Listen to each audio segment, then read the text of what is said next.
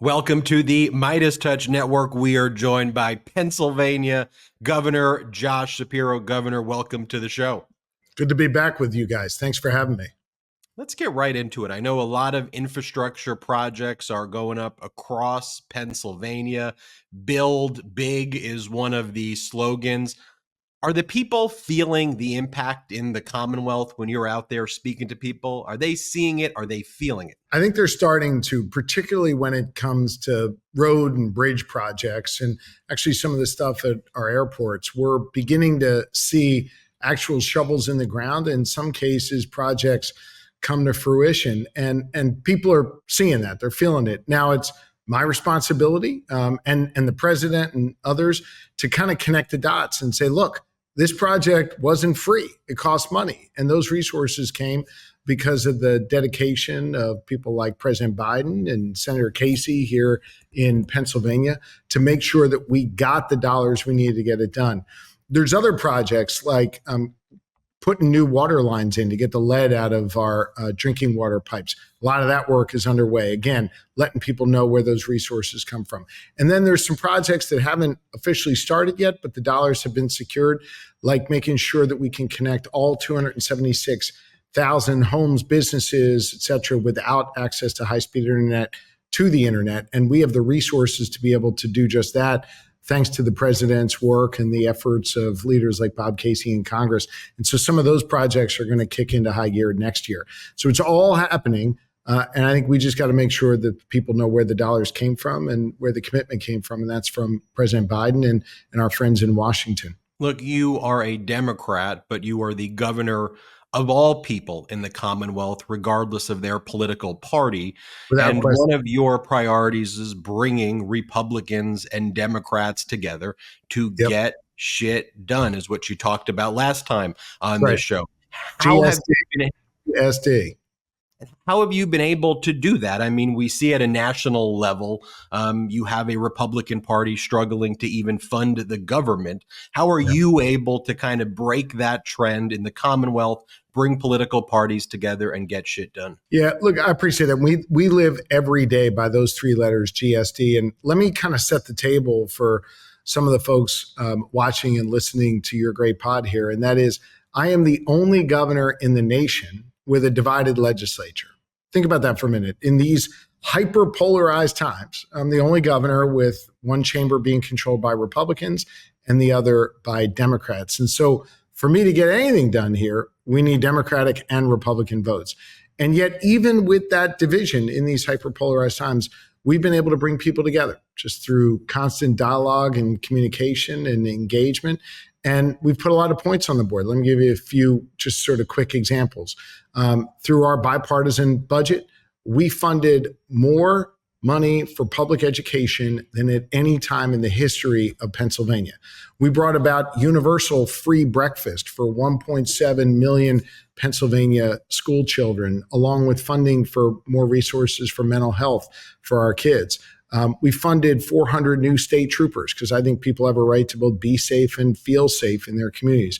We funded all kinds of new investment in workforce development, from VOTEC in our schools to apprenticeship programs to on-the-job training efforts that are being funded to the tune of hundreds of millions of dollars. We actually have an initiative to train 10,000 new people that are going to ultimately likely go into the building trades. And that work is all being done because of bipartisan efforts that we've engaged in to bring people together and deliver on common sense things for the good people of Pennsylvania. It can be done, but it takes a lot of work and a lot of discipline and focusing on meeting the real challenges of real people every day. Is there an achievement since you've been governor? You've listed a lot right there, though, that like, is there one? I know there's a lot that stands out, though, that goes, no one said this could be done and we did it. I mean, look, you always hate to pick one thing, but I guess to answer your question about, no one said it could be done, then we did it.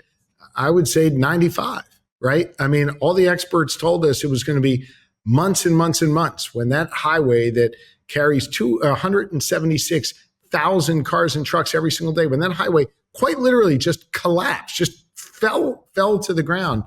They said it would take months to rebuild, but we organized a hell of an effort from our PennDOT engineers to our Philadelphia building trades. We literally worked 24/7, and we got it reopened within 12 days. And when the eyes of the nation were on us, when the road that carries traffic from Maine all the way to the southern tip of Florida, depended on us, Philadelphia and Pennsylvania stepped up and we got it done. And we're incredibly proud of that effort. And I think that really epitomizes our GSD attitude. And it's the approach I take to solving every problem in this Commonwealth.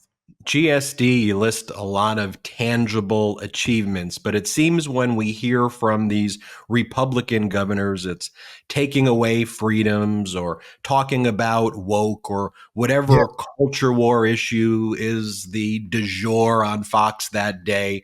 What is your response, though, not just to the people of the Commonwealth, though, but to all Americans who see that, who are disappointed in that? What's your statement when you see other governors behave that way? I think they're wrong, and quite frankly, they're not where most people are. Where most people are is they want more freedom, not less. They want to be able to make decisions over their own bodies and marry who they love. Parents want to be empowered to make decisions on what books their kids are allowed to read. They don't want someone like Ron DeSantis deciding for them. I think it's also, critically important to our democracy that when you step up and vote, that your voice be heard and that it not try to be quieted out by Donald Trump or any of his enablers who try and strip away your right to vote or to make your ballot not be counted. I think, freedom is something that we cherish as Americans. One party, the Republican Party, is trying to restrict that freedom. I'm doing everything I can to advance real freedom here in Pennsylvania. I think that's where the Democratic Party is across this country. You visited the Israeli Jewish restaurant Goldie in Philadelphia earlier in the day. Can you talk about why it was so important for you to be there in solidarity and show your support? Yeah, and I appreciate you raising that. And for those who haven't been tracking this, look, obviously, since October 7th, there are a lot of passionate people out there who have really strong convictions and positions. And whether I agree with them or not, I think it's critically important that we protect the right to peacefully protest in this country, the freedom of speech, the freedom for people to be able to be heard. In Philadelphia on Sunday night, that crossed a line when a mob approached a restaurant and chanted that restaurant, literally by name, was responsible for genocide. They stopped at that restaurant because that restaurant is owned by a Jewish person who happens to be American and Israeli. He holds dual citizenship. They blocked the entry. They put stickers on the window. They harassed the people who were inside just trying to, have a meal. And that really, I thought, was an act of anti-Semitism. And it harkens back to a dark time, really within the last century, where in 1930s Germany, there were efforts to both boycott and protest businesses simply because they were owned by a Jew. We can't allow that here in this country. It's not who we are, and it's not what we are about. And so I thought it was important to go today with my wife, our first lady, to the restaurant in question. It's called Goldie. And visit with the owner and the staff and just let them know that they're supported and loved and appreciated. And by the way, they've got the best falafel in America right there at Goldie, and a hell of a tahini shake too. So it was important for us to be there to show that solidarity. And I think it's also really important to call out anti-Semitism, Islamophobia, wherever you see it. And that's what I've tried to do as governor. And Governor, final message to the people of the Commonwealth, to the Meidas Mighty, to the American people watching this interview as we head into 2024. Look, here's my message as we go into 2024. First and foremost, I hope everybody has happy holidays. Merry Christmas, happy Hanukkah, have a joyous Kwanzaa. And I hope folks get the opportunity to be with their loved ones and that it is a peaceful and wonderful holiday season. I'm mindful that as we go into 2024, this nation is going to be confronted with another presidential election and a whole lot of misinformation that's going to be injected into our public discourse. And what my hope is that the American people will make a careful, thoughtful, and sober decision as they enter the voting booth or they cast their ballots, by mail or however They do. I don't think we want to go back to the kind of chaos that we saw during the Trump years, the kind of chaos where he wants to take away your freedom, take away your health care, make it harder for you to get by. I think we want to continue on a path of progress. And that is what we're seeing under President Biden. And that's what I'm trying to deliver on here in Pennsylvania, and what I'm hopeful that the American people will choose as we go forward into this next election cycle. But I hope more than anything else, even if you disagree with my particular viewpoint on that race or on the candidates, I hope that you'll be committed to truth.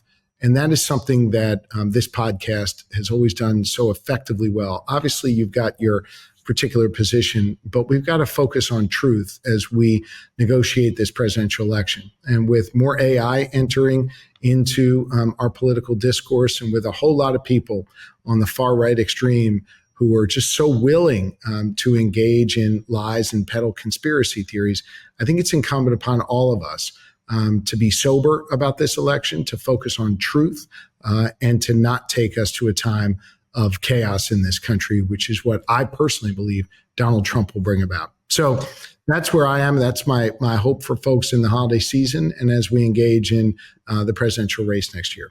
I'll ask you one more while I got you. Specific initiatives that you're excited to launch in the Commonwealth in 2024. So we got a lot of work to do to build on the public education funding and make sure that every child of God gets an opportunity for success. We've already done automatic voter registration in Pennsylvania. I want to make sure that we continue to strengthen our voting laws in this Commonwealth. I am hopeful that we're going to continue our efforts to address violence, and I'm hopeful that our state Senate will take up some bills that were passed in the House to combat gun violence in our communities. So we got a lot of work to do. Those are some of the areas that I'll be spending time focused on. But as I-95 and many of the other things that we've had to deal with in this first year show, you never quite know what's going to be on your bingo card each day. You just got to bring that GSD attitude to work and focus on getting it done for the good people of Pennsylvania. And that's what we're going to do. Well, look, I know the title governor is a great one, but I'm just going to put there, you're an honorary member of the Meidas Mighty, which may be a close number 2. Thank you, Governor Shapiro, for joining us once again. We appreciate your time. We appreciate your support of our democracy, and we appreciate you GSDing out there. Sounds great. Thanks. I'll see you guys soon. Happy holidays. Thank you to you as well. Thank you, everybody, for watching. Hit subscribe. We're on our way to 2 million subscribers. Thanks to your support, and have a great day.